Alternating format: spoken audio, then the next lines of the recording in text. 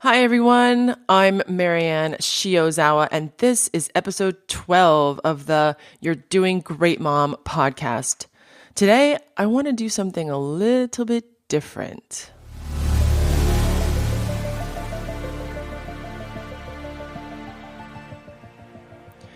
Wonder Woman. Yes, I am going to do a movie review on this episode about Wonder Woman. This story has been in my life for as long as I can remember. And last weekend, after years of waiting for this movie, I saw it, finally. Before I continue, for those of you who haven't seen the movie yet, unless you don't care about spoilers, I would just stop listening here. I'm going to go into detail about this movie. This movie is now my favorite movie. I've never really been able to pick a favorite movie before because there are just so many good ones out there, but I can now confidently say that, yeah, this one is currently the winner.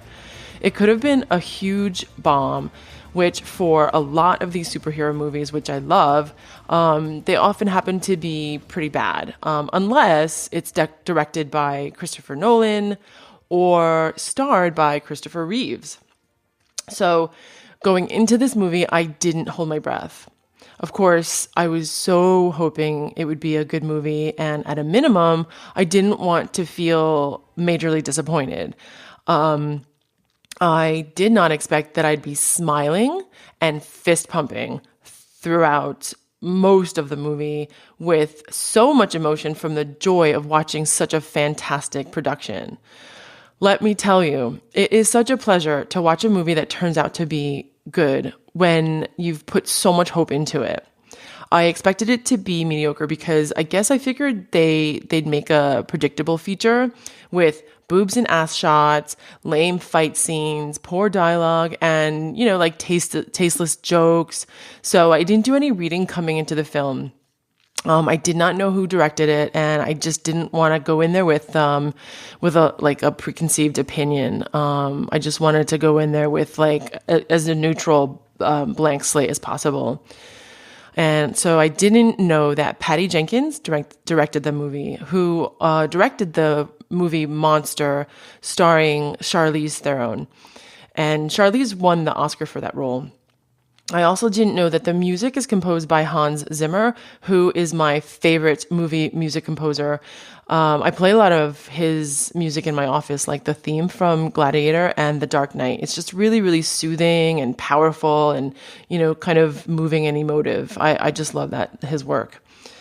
And a few weeks leading up to the opening weekend, I started seeing a bunch of promo clips, like seeing Robin Wright on The Ellen Show on YouTube, who, by the way, looks amazing, and she's like 50 years old or something like that. She plays Diana's aunt in the movie. Also, in mentioning Gladiator, the actress who played Lucilla, or I don't know how to pronounce it, the Emperor's daughter, Connie Nielsen, plays Diana's mother in Wonder Woman. She also looks amazing, and she's over 50 years old too. So I'm thinking maybe I should get into super awesome ripped shape and audition for a role in Wonder Woman 2. They are planning on making a Wonder Woman 2. As I was saying before, Wonder Woman has been a huge part of my life since as early as 1976, when I was about 4, when I started watching the episodes on TV. I think for many women my age, especially American women, we all fell in love with Wonder Woman. And I don't really know any woman who could say that they didn't want to be Wonder Woman, just like I did. When I was 6 years old, I think that's really when I had these vivid memories. I remember at 6, I would play at school during recess or after school, and I would totally pretend I was Wonder Woman. I would embody her. I'd have some sort of string or rope that I'd find and just hook it onto my belt, and I turned that into my lasso, and I knew I could be Wonder Woman because I also had dark hair, which I still do, and that was the easy part. I'd also pretend to be Diana in her normal clothes, and when it was time to turn into Wonder Woman, I'd do that circle thing. I'd turn in a circle, just like Lynda Carter did in the TV show. And my imagination was so vivid that I actually thought my clothes shifted into Wonder Woman's outfit. Like I would really think that I had that bodysuit on. And with my friends, we'd make up scenes of fighting. We'd pick who'd be the bad guys, which were usually the boys, and who'd be the good guys, me being Wonder Woman, and my girlfriends would help me take down the boys. I was only 6 and I had no idea what I was doing except that I was having a blast, feeling super duper strong, happy, and confident. It was like the best thing in the world. That's really what I loved to play during recess or being outside.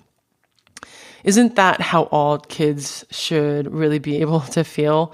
So at the time, no one told me that Wonder Woman was created in the early 1940s by a world-renowned psychologist, Dr. William Moulton Marston, who was also the creator of the lie detector test, which was the motivation behind Wonder Woman's truth-telling lasso.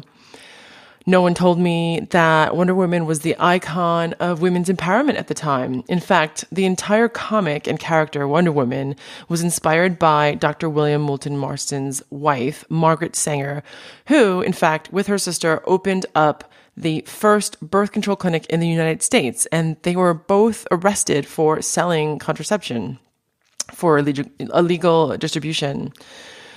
And in fact, the history of the story of Wonder Woman is fascinating. And a Harvard history professor, Jill Lepore, wrote a book about it called The Secret History of Wonder Woman. You can buy that easily on Amazon. All I knew as a 6-year-old was that I loved Wonder Woman. She made me feel like I could do anything, be anything, and achieve anything. I really, truly thought that I could grow up to be as super awesome as Wonder Woman. Hats off to Patty Jenkins. I read an article about her on the Washington Post titled, "How Wonder Woman director Patty Jenkins Cracked the Superhero Movie Glass Ceiling." I love her because she just directs films because she just loves her craft. She loves directing.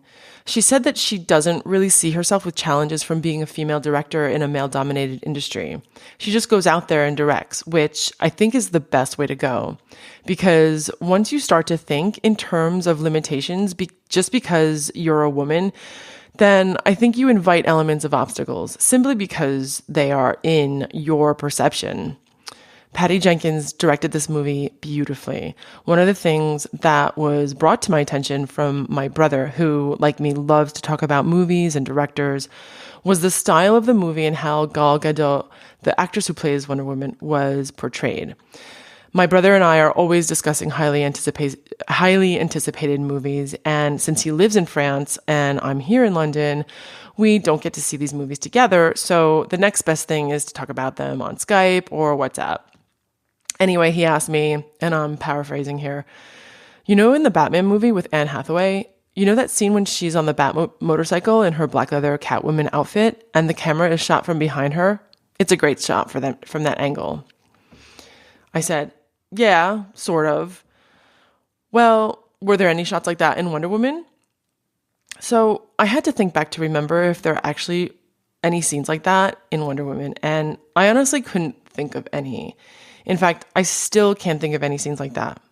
Then I thought about his point of view in being a man, because interestingly, as a woman, I didn't even really notice Anne Hathaway's leather booty on the bike scene. Although I do remember her being on the bike, and I do remember the outfit. Anne Hathaway looked amazing, for sure, in leather. But in Wonder Woman, there weren't any of those male point of view approved shots like in Batman or in almost all of Michael Bay's movies. And for the record, I do love Michael Bay's movies. Slow-mo is good, and Patty had a lot of those awesome slow-mos in Wonder Woman. Lots of them. Like the scene of the battlefield on the beach with the Germans. I have to say, if I had to pick my favorite character in Wonder Woman, it's General Antiope. I think I'm pronouncing that right. Diana's aunt, played by Robin Wright. She is the ultimate badass. Not even like the badassness of Demi Moore in G.I. Jane. General Antiope enters into another realm of badassery. Of course, this is only my opinion, but she represents strength, courage, love, passion, dedication, beauty, and vision all in one. Plus, Robin Wright played her so well. She was made to play this part, and I think in many ways, actors definitely have to know how to embody those qualities to be successful in their art. Robin is definitely now one of my favorite actors. One thing consistent about Wonder Woman that I loved when I was a little girl, and what was also strongly depicted in the new Wonder Woman movie, is that Diana/Wonder Woman knows what's true in her heart, as well as her desires. She also recognizes fear, yet allows and accepts that she has a purpose and a love for seeing the good in everyone and everything, and will do whatever it takes to restore that and to help recreate balance. If someone like Steve Trevor says, "No, don't do that," or "just stay right here," she'll hear him, but be like, yeah, no, that's not happening.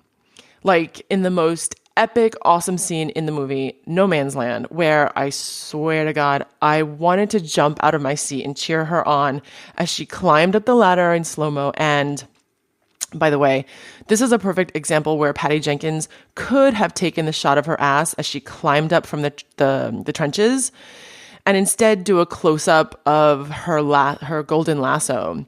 It definitely begs to question how a male director would have shot that part. But I don't want to get into that right now. It's just a thought. I had chills during that scene. I seriously almost cried because it was exactly how I think I would have reacted if people were getting killed right in front of me. It's also like you could feel Wonder Woman's heart burst with compassion for these miserable people and their village getting slaughtered. She was like, fuck that. No way am I just letting this whole shit show turn into more death and misery. And she just didn't listen to anyone. She knew that she could annihilate, conquer, and take names while doing it. And in the middle of the scene, when the machine guns are pummeling into her shield, she was like, holy shit, this is definitely intense. But in no way did you see her doubt herself. She knew there was no turning back. She was going to push through this to the end to save all those people. She never gave up. Just that scene alone represents who Wonder Woman is. And throughout the movie, she kept on driving through to complete her mission, even though she knew there would be challenges, obstacles, fear, and confusion. You know, one of the things I didn't know about Wonder Woman is that she is a demigod. Her mother, the story is that her mother formed her out of clay, and Zeus brought her to life. So Zeus is her father. The beauty about that is that she has the heart of a human and the spirit and power of a goddess. I love it. I love her human side, and I also love her goddess side. What I thought was played well by Gal Gadot was her innocence and naivete, kind of like in the movie Splash with Tom Hanks and Daryl Hannah. Daryl played Madison, the mermaid who wanted to see what it was like to have legs and be human. When she came out of the water and walks around New York City, she explores everything with such awe and curiosity, as well as an innocence, especially when she starts falling in love with the character that Tom Hanks plays. Diana/Wonder Woman has that same cute, childlike curiosity in Wonder Woman. There's a little fun scene that I thought might have been something that Patty Jenkins might have questioned whether to include it or maybe not. I mean, I could be wrong, but it's when Steve Trevor and Diana are in their boat and he tells her, you should get some sleep. She invites him to sleep next to him by patting the side of her. And he gets all flustered, insisting that he doesn't sleep with women that much, etc. And there's a little bit of language and culture lost in translation there, which is very sweet. But so finally, after Steve realizes he's being silly because of his jaded understanding of the social dynamics between men and women, he lays down next to her. She then starts explaining to him that she understands the ways of procreation because she's read about it in the books back home on her island of Themyscira. And then she says something like, well, I know that women need a man's seed for procreation, but women do not need a man for pleasure. And I was like, oh, I'm not so sure if some men will laugh at that scene like some women will. Anyway, overall, I loved this movie. And just like for any movie, even if it's an Oscar winner, there will be articles and tweets, videos, and commentary all over Facebook about what's wrong with it. The sexist and politically incorrect parts will be discussed and criticized, and there will be haters that need to voice their opinions. So what? I love the movie. I love the Amazon women, which, by the way, were played by pro athlete women with rockin' muscle fit bodies. The Amazon costumes were beautiful, tasteful, showing their strong feminine shapes, as well as all the accessories that showed how women love jewelry, furry things, and layers. Their sun-kissed hair was luscious, just messy enough to show that they love their long hair, but need to put it into a fishtail braid to fight. I'm not so sure about Wonder Woman's metal boots, but if they are bulletproof, then let the women have bulletproof boots. And a good kick with those boots, you could get some serious damage done. I won't get into much detail about the ending with Wonder Woman and Ares fighting, but I did like how it was love that awakened her power to another level, where she discovered she possessed the power of her father Zeus to be able to harness, contain, and utilize the power of lightning. She seriously kicked ass with that. I'd like to think that it's uniquely more powerful in her because she's a woman, but then I don't want to piss off some guys. Anyway, it doesn't matter because whatever power she has, it's her power.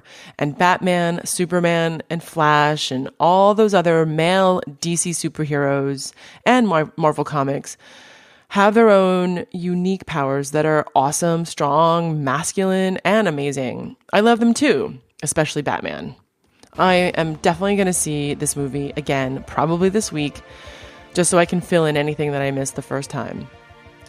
I hope that girls and women can go and watch this movie and come out of it feeling positivity, empowerment, joy, and pride about being a woman. I know this sounds corny, but I truly do believe that the essence of Wonder Woman is simply who we all are as women. We have it within us, even in us mere mortals. Thanks for listening, everyone. Please subscribe to my podcast, You're Doing Great, Mom, and write a review. I know this was a different episode that veered off the main theme of women sharing their experiences about motherhood. I'm pretty sure I'll do another episode like this again. You never know. I had a really good time. I hope you like this fun review of the movie Wonder Woman. Tune in next week. Thanks for listening.